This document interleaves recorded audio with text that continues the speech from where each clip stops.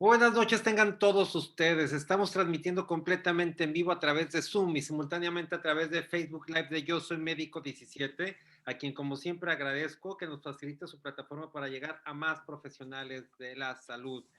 Si usted es miembro de un colegio médico y requiere una de nuestras pláticas, ahora para un tema de capacitación, el próximo año un programa de capacitación continua, esto no debe de dejar de la pandemia no debe de impedir que esto se lleve a cabo. Con mucho gusto lo hacemos. Solamente contáctenos a atención.mlc@gmail.com y con mucho gusto podemos ayudarle a este programa de capacitación con uno de los temas de Medical Legal Center. Con mucho gusto. Les recuerdo que todas nuestras pláticas están grabadas y están disponibles en YouTube. Pueden entrar a YouTube, teclea Medical Legal Center, están ordenadas cronológicamente. Hoy ya están acomodadas de acuerdo a cómo estamos transmitiendo, que es todos los lunes teoría del caso con un caso médico llevado de la mano de un experto. El miércoles una masterclass también en vivo y el viernes o en el transcurso de la semana un podcast. Por cierto, el de esta semana será el relacionado con la violencia en contra de los profesionales de la salud. Sí, esto a raíz de que el día 25 de diciembre en la noche, un par de médicos y un agente de seguridad del área de urgencias de un hospital en el estado de Tlaxcala fueron agredidos a golpes por un paciente y su familiar. Entonces, importante el podcast, no se lo pierdan. Yo les recuerdo el programa, continuar con nuestras redes sociales, estamos en Facebook, Twitter, Instagram, a partir del próximo año, Instagram muy activo, no se lo pierdan. Les recuerdo también que las preguntas para nuestro invitado el día de hoy no las hagan solamente por el capítulo de preguntas y respuestas, porque en el de chat es posible que no elaboremos sus preguntas y me encuentro con muy buenas preguntas, pero elaboradas en el botón incorrecto. También les recuerdo que nos ayuden a invitar a más profesionales de la salud a esta información que les llega por WhatsApp, por correo electrónico, bueno, para que cada día seamos más y entonces esto sea absolutamente para todos. Yo les recuerdo que este es nuestro último programa en vivo del año. Quizá nadie imaginó nosotros mismos cuando iniciamos con este programa de pláticas el día último de marzo. Estamos a 3 meses de completar un año de algo que iniciamos que parecía para una semana y llevamos este tiempo. Ahora sí, para mí es un gusto, un privilegio poderles presentar a nuestro invitado hoy con una plática extraordinaria que tiene que ver con bioética y biopolítica, qué tanto la política también influye en los temas de salud. Él es el licenciado Eduardo Casillas González, es licenciado y maestro en bioética por el Ateneo Pontificio Regina Apostolorum de Roma, Italia. Es abogado y maestro en Derecho Constitucional y Administrativo. Es investigador asociado del Instituto Humanístico de Ciencias de la Salud y bueno, con mucha experiencia también en este tema. Licenciado, y el tema, por supuesto, bioética y biopolítica. Eduardo, muchas gracias por aceptar la invitación. Muy buenas noches. Buenas noches, licenciado. El placer es todo mío. Un honor estar aquí con ustedes, cerrando el año y pues qué mejor, ¿verdad? Eduardo, bueno, pues no hay tiempo, no hay fecha que no se cumpliera, tenemos tiempo ahí platicando, comentando la plática, hoy se llegó el día y estamos todos ávidos de escucharte y muchas gracias por aceptar y te dejo con el mejor público que son los profesionales de la salud y nos vemos en la sesión de preguntas y respuestas. Claro que sí, licenciado. Muchas gracias. Entonces, bueno, pues sin más procedo a compartir pantalla.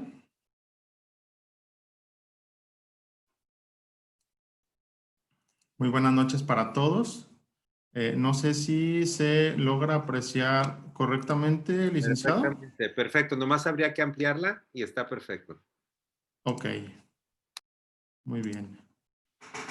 Pues buenas noches de nueva cuenta, feliz miércoles, espero estemos pasando todos un cierre de año lo mejor posible en este año tan particular que nos va a dejar muy marcados indudablemente a todos en todas las vertientes, pero siempre tratando de sacar lo mejor de todas las situaciones. Y en esta ocasión me di a la tarea de presentar el tema de bioética y biopolítica, cuál puede ser la relación entre ambas ramas del conocimiento y sin más damos inicio. Algunos de los aspectos que vamos a abordar en esta ocasión de manera enunciativa, no limitativa, son justamente los nexos entre economía y ética, el aspecto de la economía política del desarrollo en los tiempos de la globalización y la obra o alguna revisión en particular del fundador de la economía como tal, como ciencia, que como sabemos es Adam Smith. Sabemos que, bueno, justamente con Smith se dio un esfuerzo intelectual destinado a no separar, sino a combinar la economía política con la ética. ¿Qué significa esto fundamentalmente? Que para el padre de la economía de ninguna manera estaba separada de la ética, sino que estaban perfectamente en el mismo campo del saber. Ciencia, técnica, pensamiento humanista y social, de hecho, buscaron en un inicio en la configuración de una ética mundana, laica, el hilo para salir de los laberintos morales y culturales ya desde los tiempos de Smith, a que la modernidad en erupción parecía condenarlos. Se piensa sobre todo en Adam Smith, como lo he mencionado, y se detecta con claridad un esfuerzo intelectual destinado en su obra a no separar, sino más bien a combinar la economía política en lo específico con la ética. Después de Smith, en efecto, se empieza a dar un deslizamiento por un supuesto cientificismo que acaba por despojar a la disciplina de todo vehículo expreso con la preocupación por los sentimientos morales. Siglos después, apenas el siglo pasado, el gran Albert Einstein nos llegó a mencionar que sin una cultura ética, pues no hay salvación posible para la humanidad. Tenemos a Smith y a Albert Einstein. Cuando hablo de Smith, me refiero sobre todo a su obra de investigación sobre la naturaleza y causa de la riqueza de las naciones. Es menester entonces asumir que vivimos en un mundo único, con determinaciones múltiples, que se puede presentar incluso como una telaraña sin salida, y el verlo de esta forma se ha convertido en exigencia primordial para siquiera imaginar un futuro. Pensemos, por ejemplo, en la Segunda Guerra Mundial, antes de este particular año 2020, quizá pudo haber constituido uno de los últimos parteaguas en la historia del género humano, en cuyo seno se dieron, como ustedes lo saben, enormes avances en la ciencia médica, pero también en la manipulación de la energía en fuerza material planetaria, con la fisión del átomo, por ejemplo, con lo que significó el proyecto Manhattan, la creación de la bomba atómica y su posterior utilización en Hiroshima y en Nagasaki. El día de hoy, sin embargo, podemos decir que encaramos no solo la posibilidad, sino la factibilidad de reencontrarnos con el resto de la naturaleza, ya no para usarla, modificarla, y también someterla a nuestros fines, sino para perdernos en ella, renunciando por la vía de los hechos al uso de la libertad y la autonomía del hombre y de nuestra especie. Pienso yo, por ejemplo, y les comparto, en la obra de el israelita, profesor de la Universidad de Jerusalén, Yuval Noah Harari, que nos menciona que el último libro, porque son tres obras, la última es 21 lecciones para el siglo XXI, también tiene Breve Historia de la Humanidad, que es la primera, y Breve Historia del Mañana. Y Harari, resumiendo, sintetizando parte de su pensamiento, nos dice que los tres grandes retos a los que se va a enfrentar la humanidad en este siglo XXI son, en primera instancia, bueno, desde luego tenemos el gran problema del cambio climático. Tenemos también la fusión que se está dando de manera acelerada y que también este 2020 potenció entre la biotecnología, los avances en biotecnología con la informática o la bioinformática. Y desde luego el tercer gran problema es el peligro de una hecatombe, de una tercera guerra mundial, que sería muy probablemente una guerra nuclear.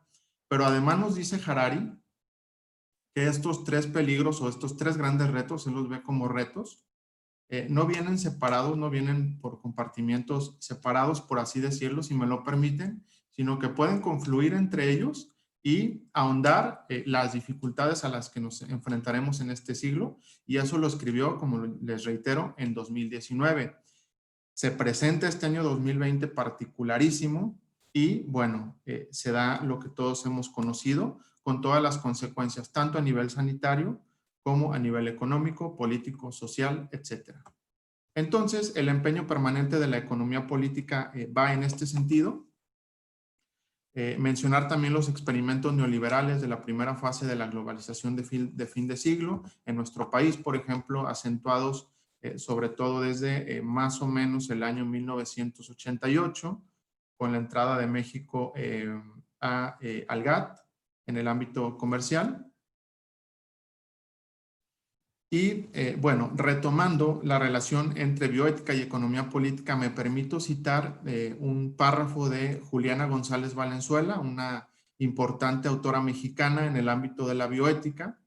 En su obra Genoma Humano y Dignidad Humana del año 2005 nos menciona Juliana que no reina o no debería reinar, yo añadiría, unilateralmente una relación entre extraños morales atomizados ni entre diversas tradiciones culturales incomunicables. Si es posible tender puentes, dialogar y buscar consensos, es porque existe algo en común, nos dice ella. Alguna básica amistad, entrecomillada, por la misma autora, ética entre los hombres. Somos semejantes, prójimos o próximos en el fundamento mismo de la pluralidad de amores y de morales, que es nuestra condición humana. La otredad no es absoluta, se conjuga con la mismidad. Y si ustedes me lo permiten, y en aras de actualizar de alguna manera el pensamiento o refrescarlo con algunas otras ideas de alguien que es muy cercano a nosotros en el ámbito latinoamericano, como lo es Jorge Mario Bergoglio, el Papa Francisco, en su última encíclica del 3 de octubre del año que está terminando, que promulgó en la ciudad de Asís, en Italia, en la casa de San Francisco, por el que Bergoglio toma su nombre de Francisco I, nos dice, y que yo les invito a leer, la encíclica Fratelli Tutti o Hermanos Todos en castellano, nos dice en el número 27 que reaparece la tentación de hacer una cultura de muros, de levantar muros, muros en el corazón, muros en la tierra para evitar este encuentro con otras culturas, con otras personas. Paradójicamente, las necesidades que este año nos ha venido presentando, y como sabemos, sobre todo aquí, bueno, sabemos que este párrafo, yo diría, en lo político, me atrevería a afirmar que tiene un destinatario, que es el presidente saliente de nuestro vecino del norte, que está por salir, pero que a contrapunto de lo que se debería, por lo que se debería de estar propugnando, se lucha contra otras estas fuerzas, digámoslo, centrífugas en el ámbito político particularmente. Y también desde esta perspectiva se plantea como vital recuperar la dimensión ética, como lo dice la autora mencionada, que tiene una responsabilidad ineludible con el futuro y debe aprender a ver a distancia sin quedarse como suele hacer el científico o el tecnólogo en lo inmediato. Es entonces una de las tareas de la ética en este ámbito, porque complementando lo que yo les mencionaba de Harari, y de la obra de este autor israelita, nos enfrentamos a las posibilidades ya técnicas ya en este año, inclusive en los últimos años, de autodisolución que le ofrece al ser humano los avances en genética, admitiendo que el futuro no es nuestro y que su conquista depende más que nunca de las reservas morales y éticas de las que el mundo pueda echar mano para salir de la situación desbocada, sin control aparente, en que se metió una vez concluido ya el conflicto bipolar, ya desde 1991, que lo tuvo al borde del suicidio por 5 décadas, y sin embargo esta amenaza de suicidio, que recordemos, está circunscrita en este contexto al peligro de una guerra que es evidentemente latente al día de hoy. Entonces, la relación entre ética y economía es tan vieja como la disciplina misma. Finales del siglo XVIII, aproximadamente, mediados finales de ese siglo, de esa centuria. No hay que olvidar que esta misma emana de la filosofía moral, me refiero a la economía, y que en un principio el verbo de la economía política era inseparable del de las otras disciplinas humanas. Todo esto, desde luego, dentro de lo que es la biopolítica, y que como la política misma y luego la sociología formarían el continente de las ciencias sociales. Entonces, bueno, es inminente, es necesario asumir que vivimos en un mundo único. Las determinaciones son múltiples, las opciones son múltiples desde el punto de vista ético, como lo hemos venido mencionando. Y desde luego tenemos que en el ámbito económico, de cualquier manera se va a dar el dilema entre eficiencia y equidad, o entre acumulación y distribución y crecimiento económico, y será portador de mensajes y demandas de clara índole ética. Y es lo que nos dice también Francisco, de que en el cuerpo de la encíclica que acabamos de mencionar y que seguiré citando, que es la Fratelli Tutti, invita a ya no ver a las fuerzas del mercado como la única solución o la única posible panacea para cualquier problema que se presente en el ámbito global o de interconexión en el que estamos viviendo. La constitución de un gobierno mundial, que ya era una idea de Benedicto XVI, que se sustenta en una auténtica democracia mundial, sería el horizonte para dar vigencia y validez a los derechos humanos fundamentales en la globalización. En el número 7 particularmente, y lo pongo en negritas incluso, nos dice Francisco en el documento Hermanos Todos, de que, y cito, si alguien cree que solo se trataba de hacer funcionar mejor lo que ya hacíamos, o que el único mensaje es que debemos mejorar los sistemas y las reglas ya existentes, está negando la realidad. Entonces invita el Papa latinoamericano a la creación por medio, desde luego, de la creatividad, valga la redundancia, de la búsqueda de nuevas soluciones ante los años por venir, ya que la reglamentación y la acción de los estados en materia biotecnológica, por ejemplo, con lo que tiene que ver directamente con bioética, con medicina, es indispensable, desde luego, una regulación a nivel nacional, intraestatal, pero siempre será transitoria o yo añadiría insuficiente y en muchos casos de alcance limitado en ausencia de una capacidad internacional. Y esto lo hemos visto, desde luego, en este año, en el que, si ustedes recuerdan, en los meses, por ejemplo, de marzo, abril, pienso yo, lo leí en la prensa, se vio en las noticias, fue de conocimiento público, que en el ámbito europeo, por ejemplo, que es una parte importante del mundo desarrollado, el bloque europeo, hubo pugnas, si ustedes recuerdan, por ejemplo, entre algunos estados mediterráneos, como Italia o España, con los Países Bajos, por ejemplo, para el acceder a lo que en ese momento era más urgente, como eran las mismas mascarillas o incluso los ventiladores. Los mismos estados se las disputaban. No hubo una adecuada, nos lo dice Bergoglio, y yo comparto, suscribo su punto de vista, una adecuada colaboración entre los países. Y es una de las principales lecciones en este ámbito de la pandemia que estamos todavía padeciendo. Entonces, sin una sociedad civil global impuesta o conocedora de los peligros potenciales del desarrollo científico y de sus aplicaciones, pero también ilustrada en cuanto a sus portentos benefactores de todo tipo, en especial en materia de salud y supervivencia de las poblaciones más pobres, porque hay que recordar de que la llegada de la vacuna por medio de diferentes compañías que ya conocemos, puede crear, nos dicen algunos autores, no solo Bergoglio, sino algunos otros articulistas, puede crear una nueva exclusión o puede ser la nueva cara de la exclusión a nivel regional y a nivel internacional. El peligro de que no todos tengan acceso a ella. Incluso fue adquirida gran cantidad de lotes de ciertas compañías por algunos de los estados más ricos, los Estados Unidos, Japón o la misma Unión Europea, por citar algunos ejemplos principales, desde antes de que la vacuna estuviera los lotes disponibles para asegurar primeramente a su población.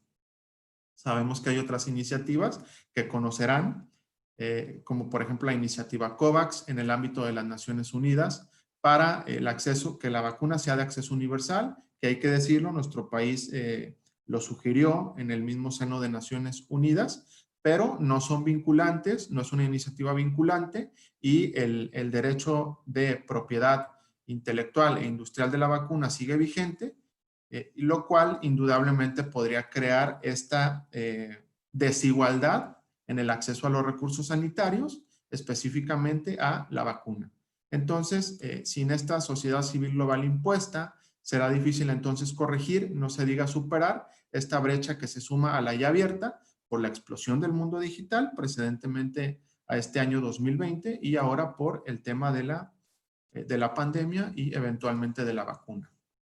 Voy a citar a 3 premios Nobel que en el ámbito de la economía política, de la biopolítica, de la misma bioética, han tomado parte o han reflexionado a nivel académico por medio de sus obras. Tenemos, por ejemplo, al hindú Amartya Sen, que aborda el tema de la pobreza y el valor intrínseco de la democracia y de la ciudadanía.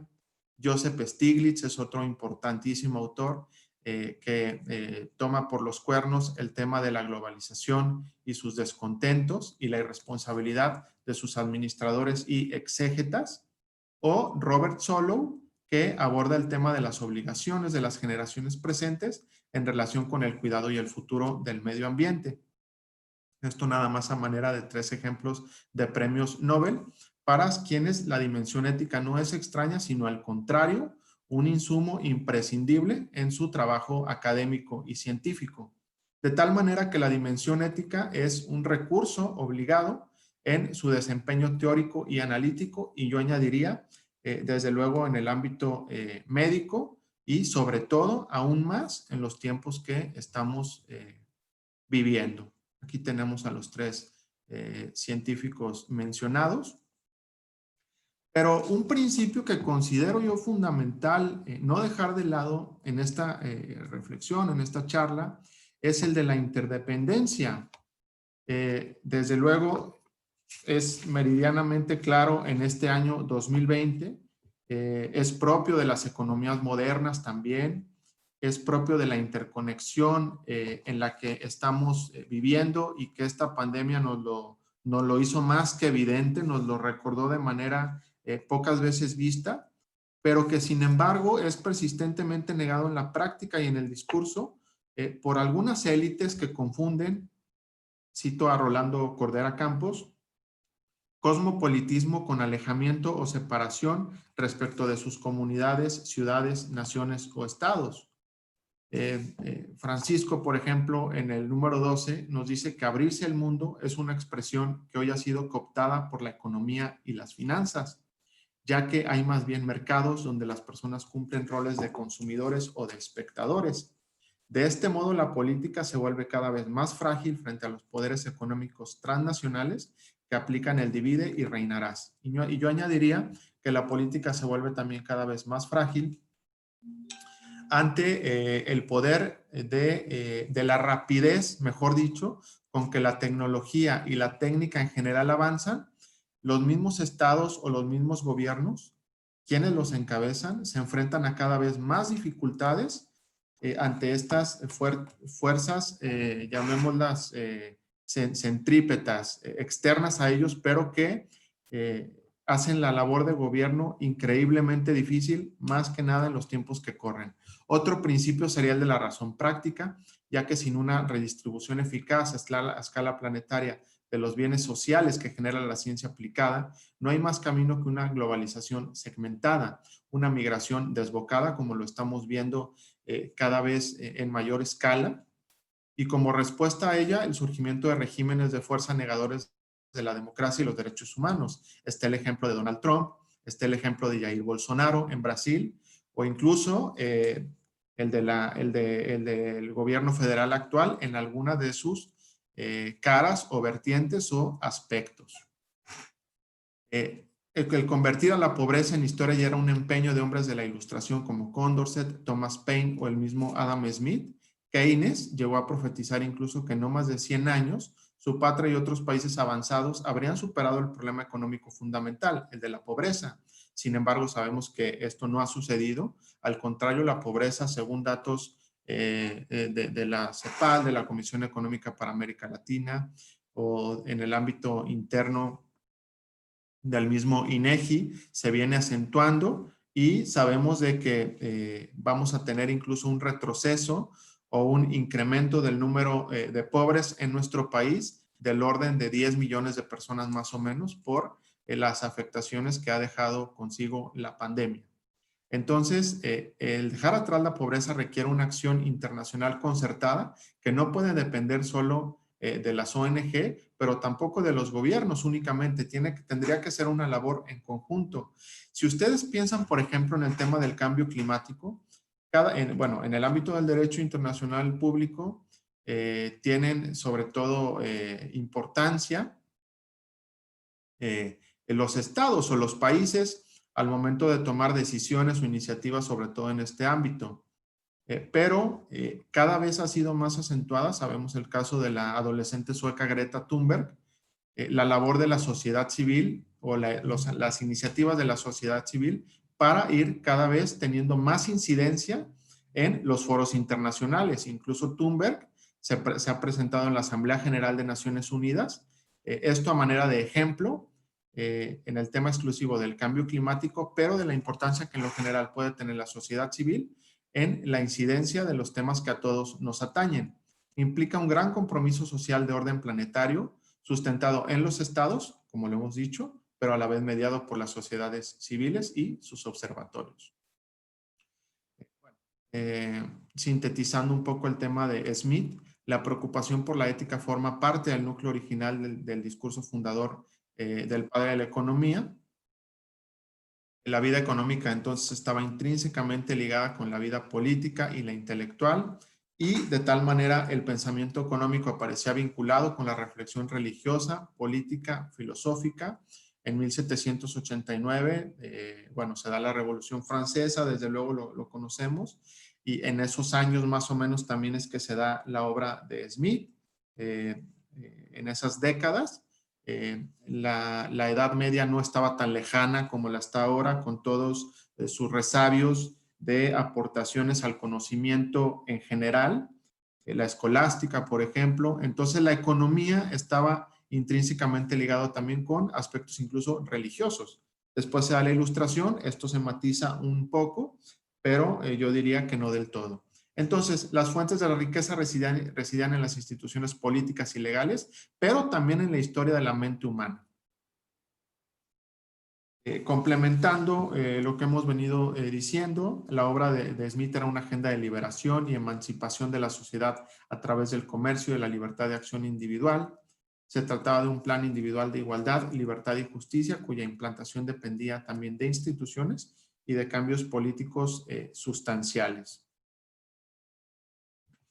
Agregar también de que para ser además un vector pragmático de alcance global, esta ética de la que hemos venido dando ejemplos tendrá que vérselas con la problemática de la supervivencia de la especie, pero a la vez orientar e inducir el escrutinio sistemático de las maravillas de esta nueva era de los descubrimientos, ahora de nuestra propia esencia como parte de la naturaleza, que es justamente uno de los tres grandes retos que menciona Harari, que es la fusión inminente de la biotecnología con la informática, puede conducir en décadas o en siglos posteriores a que las máquinas tomen eventualmente el control sobre el hombre o sobre la especie humana. No sería ya algo de ciencia ficción, como lo hemos visto en películas como Matrix, por ejemplo, si ustedes recuerdan, si me permiten el ejemplo, porque abordan este tema, sino que eventualmente en una mutación justamente de un virus informático en un futuro, las máquinas pueden adquirir incluso capacidad de voluntad y tomar la batuta en el mundo conocido, en el mundo material. Entonces, la bioética sería nada menos que una de las últimas barreras o uno de los últimos filtros para una situación de esta índole. Es claro entonces que las relaciones entre la economía, la política, el derecho y la justicia eran percibidas como fundamentales. Sabemos también de que la teoría de la mano invisible ha mostrado, diría yo, ser insuficiente el dejar en las manos del mercado su propia sanación o su propia sus aspectos problemáticos, que el mismo mercado tenga la solución dentro de sí mismo. Esto ha sido patente en este año fatídico que estamos concluyendo, con, sobre todo, y lo sabrán ustedes mejor que yo en la práctica, indudablemente, la insuficiencia, sobre todo en ciertos estados de la República. Todavía no hemos llegado, por lo menos es lo que nos dice el gobierno, a la falta de camas en términos generales, sí en algunos estados, y esto es consecuencia indudablemente del abandono de la salud pública ya desde inicios de los años 80 en nuestro país. En nuestra región latinoamericana, incluso al calor de las crisis de los años 30 del siglo XX y de la reconstrucción del orden económico después de la Segunda Guerra Mundial, hay personajes como Raúl Prebisch y sus compañeros de la Orden del Desarrollo, convierten a la Comisión Económica para América Latina en el ámbito de Naciones Unidas en un auténtico foro epistémico en este ámbito. Recapitulando, Keynes entonces recupera los fundamentos de Smith y sostiene que las ciencias sociales son ciencias morales.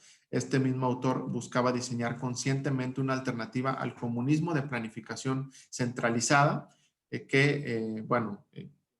conocen más del tema a mucho mayor profundidad, afirman que fue una de las razones principales de la caída del comunismo. Este centralismo en las decisiones y la llegada de la última década del siglo XXI ya no pudieron estar a la altura y se tuvo que desmembrar esta planificación centralizada y de tal manera cae la cortina de hierro. Por otra parte, el liberalismo del dejar pasar.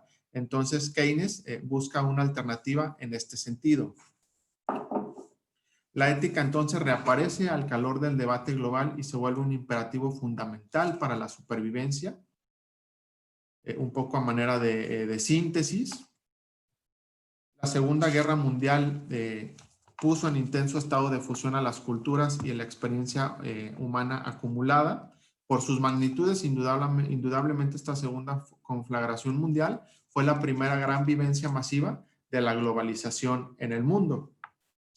Nunca como entonces, los diferentes pueblos del mundo habían estado en la necesidad, desafortunadamente por una cuestión bélica, de interrelacionarse de una manera tan intensa. En el ámbito del desarrollo como un desafío ético, mencionar de que el mundo se involucró en la tarea del crecimiento económico considerado indispensable para el bienestar social y la consolidación de las democracias. Tenemos desde luego el periodo de la Guerra Fría ya mencionada, que va de 1945 a 1991. Y un año que debemos mencionar en esta recapitulación histórica es el de 1982 en México, con este abandono paulatino, posteriormente a esta fecha, de las obligaciones constitucionales del Estado, particularmente en lo que a nosotros más nos importa, que es en el ámbito sanitario. Comienza a darse una baja pronunciada año con año de la inversión pública en salud y, bueno, algunas de las consecuencias más patentes las hemos visto justamente en este año 2020. Con las convulsiones entonces que trajo la globalización de fin de siglo en el ámbito de los vericuetos de la misma, sobreviene un cambio paradigmático. En Desde pleno empleo y protección social, un poco lo que estamos mencionando, se impusieron conceptos como la lucha contra la inflación, la estabilidad financiera y la reducción de los compromisos del estado de bienestar. En países como México se impuso la idea del ajuste externo y la fórmula neoliberal se presentó como la única vía para redefinir el perfil de la globalización. Sobre todo en el sexenio salinista, inclusive Salinas tenía la idea del mismo seguro social, el Instituto Mexicano del Seguro Social, privatizarlo, tenía este objetivo, no lo pudo lograr, un poco a la manera de lo que sucede en Chile, por ejemplo, pero privatizó todo lo que pudo y lo desincorporó del Estado. Entonces, llevando a su mínimo la intervención política en la economía a través del mismo Estado. Otra idea de la encíclica Hermanos Todos, que creo valiosísima, y cito textual, nos dice Bergoglio, de que no ignoramos los avances positivos que se dieron en la ciencia, la tecnología, la medicina, la industria y el bienestar, sobre todo en los países desarrollados.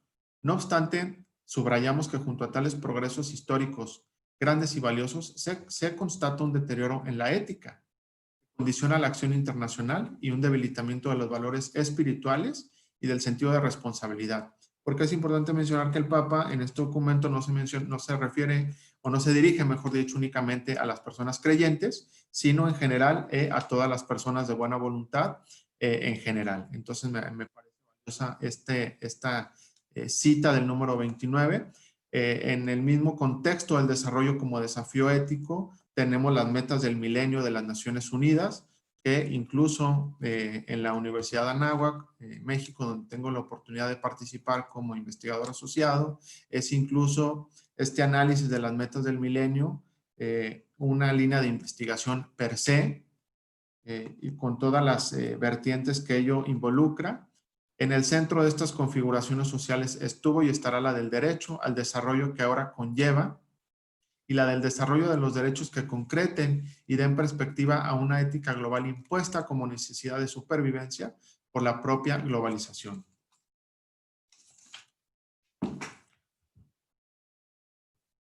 En el extremo neoliberal, e incluso en estos años 80 que hemos mencionado, Margaret Thatcher, la ex primera ministra británica, llegó a mencionar incluso de que la sociedad no existe en este darle todo el poder a las fuerzas del mercado. En uno de estos extremos, incluso la competencia y el mercado avasallan las energías individuales. Los empeños por volver absoluto y universal al mercado llegan a convertir en mercancía lo que no puede serlo, como son la naturaleza, la tierra, el trabajo o incluso el agua. Nada menos en la revista Proceso, en su última edición, leía yo ayer un artículo de Antonio Salgado Borges, yucateco él, candidato a doctor en filosofía por la Universidad de Edimburgo, en la que nos recuerda de que hace pocas semanas, y se los comparto, el agua incluso en el mercado de futuros de Wall Street ya está cotizando, cuando el agua es un recurso, lo sabemos todos, debería de ser un recurso de acceso universal, un bien de acceso para todos. Y sin embargo, ante la escasez, él nos menciona de que en menos de 15 años, la mitad de las personas que habitan el planeta vivirán en zonas con escasez del vital líquido, piensen ustedes. Y entonces, ¿qué se está haciendo? A contrapunto de lo que nos sugiere el Papa argentino y que suscribo en su totalidad, se está dejando a las fuerzas del mercado un recurso tan imprescindible como el agua. Entonces, bueno, es otra gran problemática que se vendrá en los próximos años y que incluso pudiera ser fuente de conflictos internacionales, si no es que ya lo está empezando a hacer en algunas regiones del mundo. El triángulo entonces de desarrollo, derechos y ética se ve ahora expresamente adjetivado por las nociones de equidad, ciudadanía y democracia. Hay autores como el mismo Karl Polanyi que llama el doble movimiento de la sociedad para evitar su destrucción y la de su entorno. De tal forma que los derechos, según un importante autor italiano, Norberto Bobbio, se instalaron como una referencia de valor universal y le dieron a la era de los derechos su vigencia. La complejidad del siglo que estamos por iniciar su tercera década se agudizó con la guerra global contra el terrorismo. Recordemos el año 2001, el ataque a las Torres Gemelas, la posterior guerra contra el terrorismo que inició George Bush hijo, ya de presidente, con lo que ello conllevó en las dificultades para movernos entre los países y el cierre de las naciones en diversos aspectos dentro de sí mismas, acentuadas con la administración Trump, por ejemplo, en Estados Unidos. A partir del primer año del milenio, la sociedad internacional en su conjunto empieza a vivir un momento de gran incertidumbre. Yo añadiría que la incertidumbre es una característica inherente a los tiempos que vivimos, es algo de lo que no podemos sustraernos. La seguridad nacional e internacional, planteada como un requisito irrenunciable para la construcción del orden global, amenaza la seguridad de las personas para ejercer su libertad.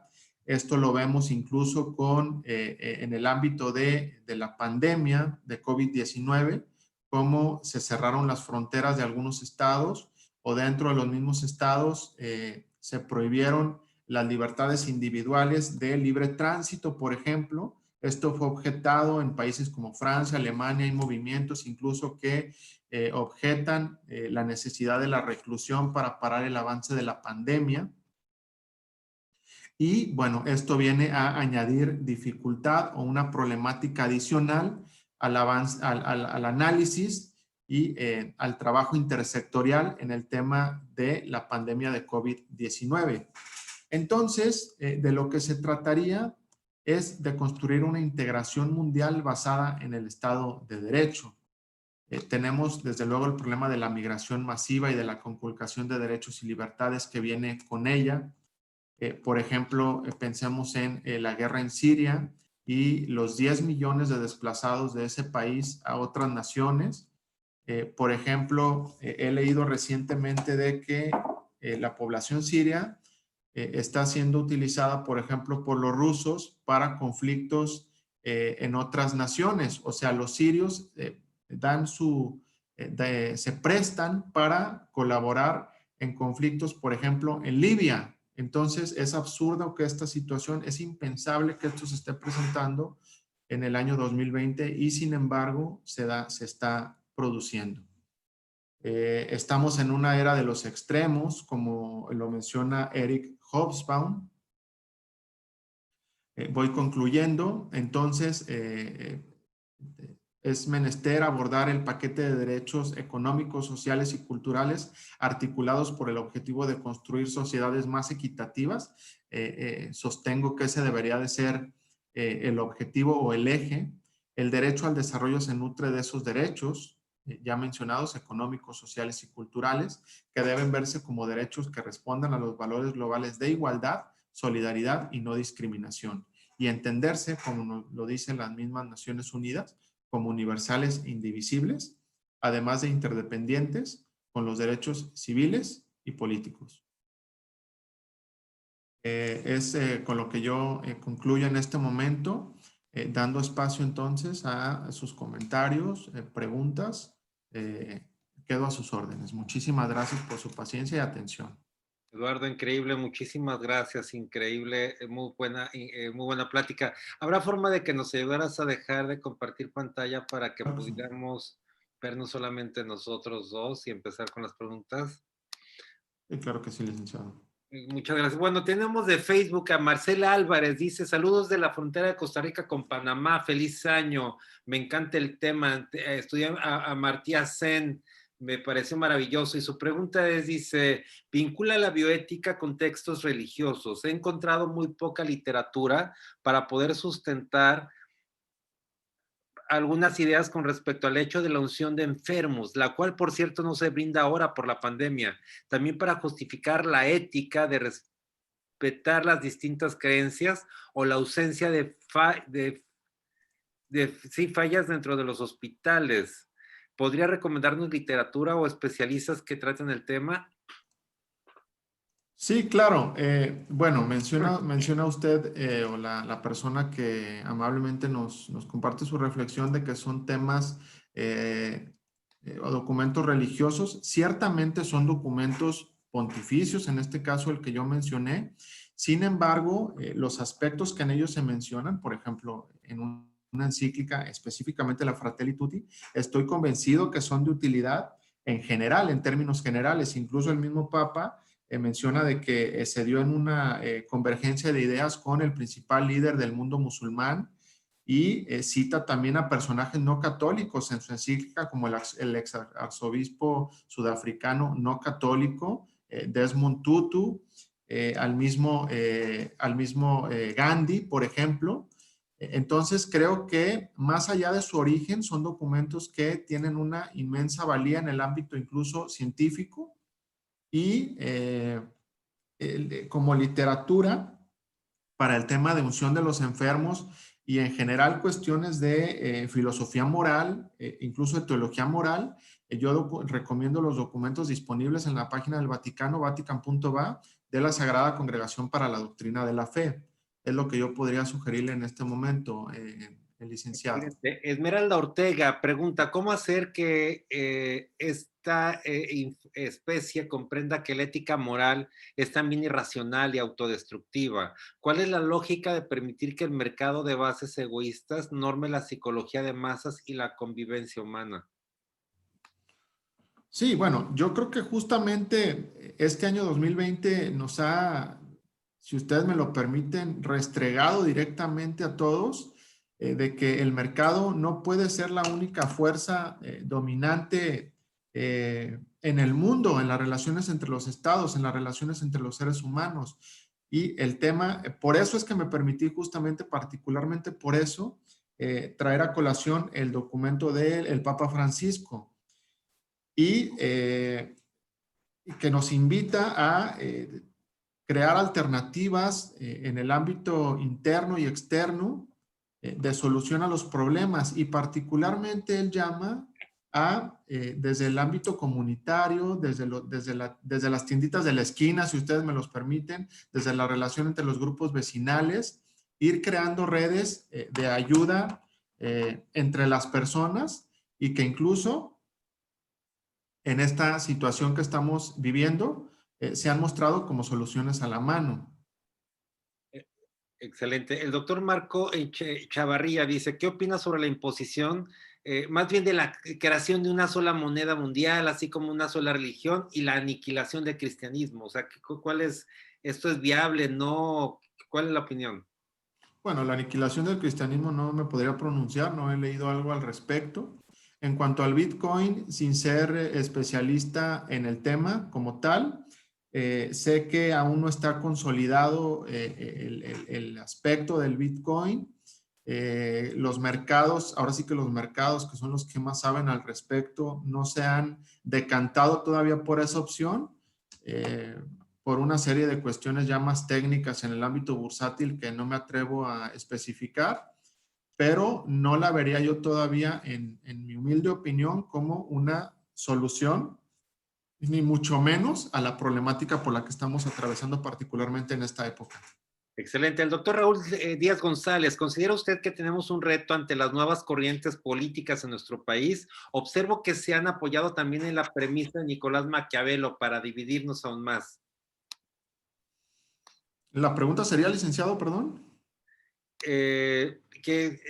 Particularmente comenta que sí es un reto hoy en día el tema de los partidos políticos, etcétera, que considera que es una forma de aplicar la teoría de Nicolás Maquiavelo, de dividir un poco, de dividir a la sociedad. Y Bueno, entonces terminar. sí, los partidos con todos sus efectos, sostengo yo la tesis o creo de que son la vía menos peor, perdónenme el término, del acceso al poder. O en términos más generales, la democracia es la menos imperfecta de las formas de gobierno. Ciertamente las opciones ciudadanas, que en México, por ejemplo, aquí en Jalisco, por ejemplo, los wikipolíticos ya son ahorita un partido político, o sea, necesariamente se tienen que ir, a final de cuentas, integrando como una fuerza política por las maneras en las que funciona nuestra democracia. Entonces yo creo que más allá de los defectos de los partidos en general como tal, y de los problemas, por ejemplo, de corrupción o de inequidad entre hombres y mujeres, todavía vigentes para acceder al poder o para acceder a las candidaturas, creo que todavía tienen ciertas virtudes, o reitero, son la forma menos negativa. Excelente. Y la democracia en general para el ejercicio del gobierno. Muy bien, Eduardo, nos vamos un poquito más rápido. Hay algunas preguntas. Elsa Díaz, la doctora Elsa Díaz de la Ciudad de México, dice, ¿cómo impacta la migración en las decisiones de salud, específicamente en la vacunación contra COVID y sus aspectos biopolíticos? Y felicidades por la charla. Muchas gracias, doctora. No, la migración es un aspecto que se debe de abordar integralmente.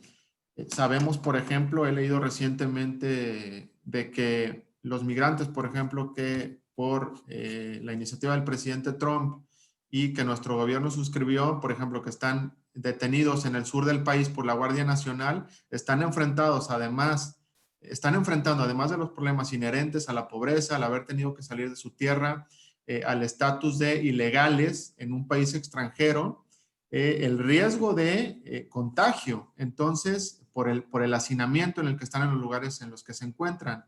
Entonces, indudablemente que la migración y el COVID-19 son aspectos que van de la mano. Fernando Flores dice, Fratelli se puede considerar como un complemento de la extracción apostólica, en donde el Papa Francisco se enfoca principalmente en los pobres y queriendo una iglesia de puertas abiertas. ¿Qué opina? Sí, totalmente. Yo diría que la tercera encíclica del Papa, que es la Fratelli Tutti, la anterior, si recordamos, fue la Laudato Si de 2015 sobre el tema del medio ambiente, poquitos meses antes de la cumbre de París. No fue casualidad que la promulgara pocos meses antes de la importantísima cumbre de París, de diciembre de 2015. Esta encíclica es el resumen del pensamiento de Francisco. Entonces, sí, la iglesia en salida y de los pobres. También hay otro documento importante que menciono, que es la querida Amazonía, que es otra de las líneas de investigación como tal en la Universidad de Anáhuac, por ejemplo. Constituyen todo un objeto de estudio en el cual los pobres tienen un papel central. Excelente. La doctora Bernadette Casillas dice, felicita, dice, creo que soy su tía, dice, queriendo decir que coincide mucho el tema, la doctora Bernadette. Carmen de Mares, saludo desde Costa Rica. Esmeralda Ortega, ¿dónde se expresa la inteligencia en hacer sufrir al otro? ¿Qué motiva el deseo de dañar a otro? La bioética perdóneme, licenciado, no que sea... Dice, ¿dónde se expresa la inteligencia haciendo sufrir a otro? O dicho de otra forma, ¿qué motiva o cuál es el deseo de dañar a otra persona? No me queda muy clara la pregunta, pero bueno, en Desde el el ámbito... punto de vista de la ética, que creo que a eso se refiere la doctora Erika. Sí, bueno, yo citaría en este sentido una de las principales corrientes de la bioética, el principialismo. Los médicos lo saben mejor que yo, pero los 4 principios son la beneficencia, la no maleficencia, la justicia, la autonomía, e incluso se añadió después el principio de responsabilidad. Estos son de extracción norteamericana y principalmente es no hacer daño. Entonces, al contrario, la bioética yo creo que se constituye en el ámbito médico como un acicate para brindar el mayor bienestar posible a las personas. Muy bien, Eduardo, nos vamos a ir más rápido porque hay varias preguntas y las tenemos que terminar todas. Joaquín Guzmán, ¿realmente existe la ética en la política? De ser así, ¿por qué la doble moral y la mentira? ¿Por qué en medicina se exige la ética y en la política no? ¿Cuál es el comentario? La ética tiene que estar inmersa en la política, indudablemente. La política tiene que renovarse, incluso en la Fratelli Tutti, Francisco nos invita a renovar la política con todas las noblezas que ésta tiene, y debería de ser, desde mi punto de vista, un elemento intrínseco a la política, la ética en general. Miguel Fernández, ¿qué relación existe o qué impacto tienen los temas bioéticos de eutanasia, clonación con la biopolítica? Tienen que ver mucho porque finalmente recordemos que la política, una de sus vías de acceso a la ciudadanía es por medio de las leyes y nada menos, por ejemplo, ayer en Argentina se estaba legislando sobre el aborto. Entiendo que se aprobó el aborto hasta antes de la 14ª semana de gestación, ahí me quedé yo. Entonces, bueno, tiene implicaciones políticas, desde luego, bioéticas claramente marcadas y desde luego sociales por toda la polarización que esto puede generar. Rosa González, las referencias que mencionó en su exposición, Sí, referencias claro, bibliográficas. con mucho gusto. Referencias son principalmente la obra que coordina Juliana González Valenzuela, Perspectivas de Bioética del Fondo de Cultura Económica y desde luego la encíclica Fratelli Tutti del Papa Francisco del 3 de octubre de este año 2020, pública en la página del Vaticano. Antonio Luna dice, ¿cómo confiar o qué recomendación? ¿Cómo debe de funcionar el tema?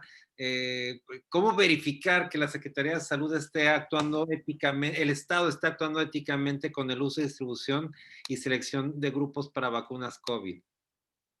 Bueno, hay medios ya que los ciudadanos tenemos acceso, como son los portales de transparencia del gobierno federal. Son a veces poco utilizados por nosotros los ciudadanos, pero nosotros podemos solicitar cualquier dato que queramos conocer a través del Instituto Federal de Acceso a la Información y Protección de Datos. Por ejemplo, creo que sería una herramienta práctica, licenciado.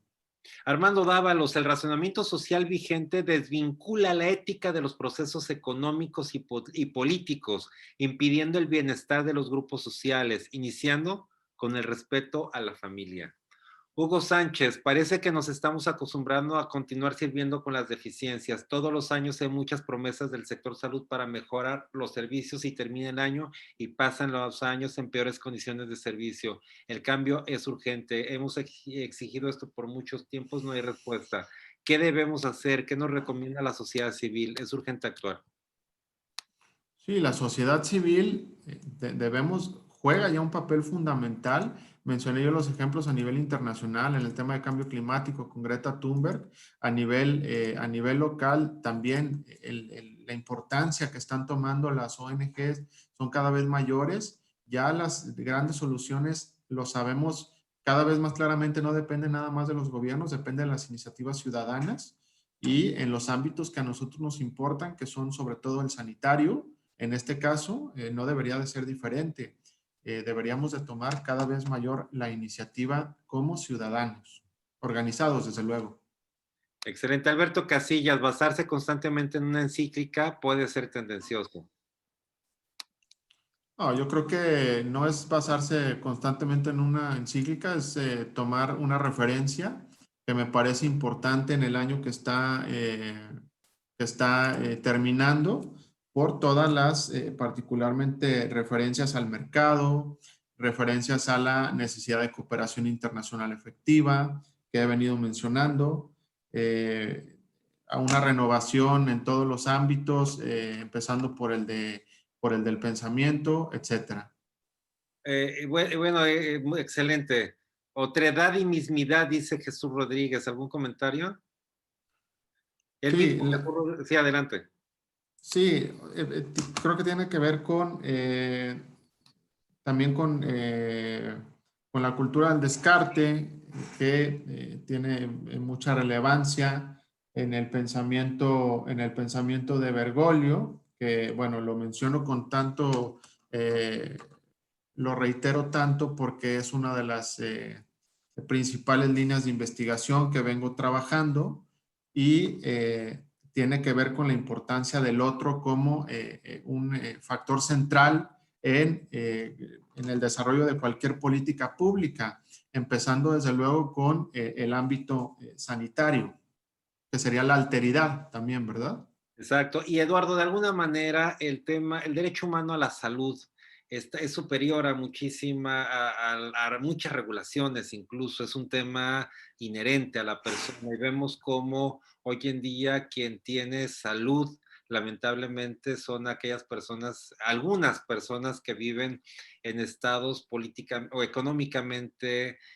con capacidad para resolver este tipo de temas, y vemos con tristeza cómo la salud mundial de muchos pacientes depende del país donde viven, de las circunstancias que viven en sus países, de las decisiones políticas, y bueno, es una pena que pueda, que claro que influye el tema político, el tema económico en las personas que viven y tienen acceso a los servicios de salud. Hoy particularmente lo vemos con esta pandemia, cuando el tema del derecho humano a la salud es inherente a la persona. En un tema utópico debería de ser, no deberíamos de tener este tema. Sin embargo, bueno, pues así ocurre. Eduardo, por favor, tu mensaje final a la comunidad médica, por favor.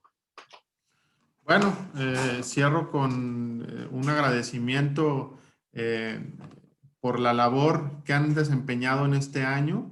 No por nada se les dio la medalla Belisario Domínguez al personal médico que otorga el Senado de la República, primera vez que se le da a un gremio en general.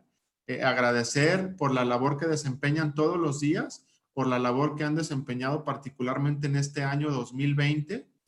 Mi felicitación de corazón por ello, mi agradecimiento en lo personal, en lo familiar, y desde luego desearles a todos será indudablemente un mejor año que el que se nos está yendo. Hay que tener esa certeza.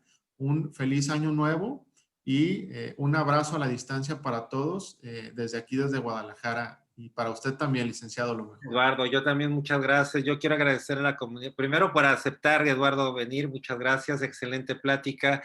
Yo también quiero dar una felicitación especial a toda la comunidad médica. Este año, sin duda, un año con muchas vicisitudes, pero donde tenemos que sacar lo mejor de nosotros. Se nos fue mucha gente, las cosas no han sido fáciles, pero reitero, tenemos que sacar de estas cosas lo mejor, y también para mi reconocimiento para la comunidad médica especialmente. Yo en Medical Legal Center queremos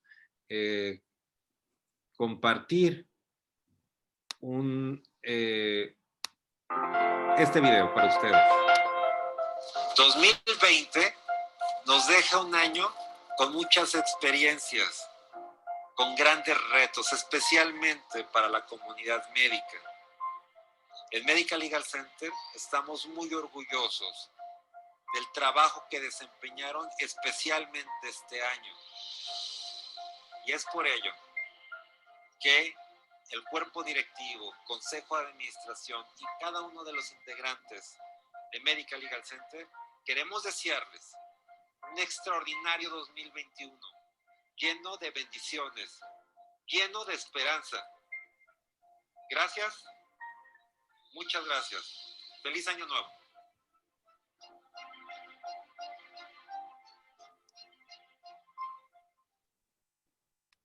Bueno, es un pequeño detalle para toda la comunidad médica, que siempre muy agradecidos con ellos. Gracias a ellos estamos haciendo, y para ellos para todos ustedes estamos haciendo este gran programa. Muchas gracias, Eduardo. Nos vemos, como ya saben, todos los lunes con Teoría del Caso, los miércoles Masterclass y el viernes el podcast. Hoy en día muy interesante, que tiene que ver con la violencia a los profesionales de la salud. Muy buenas noches y nos vemos el próximo lunes a esta misma hora.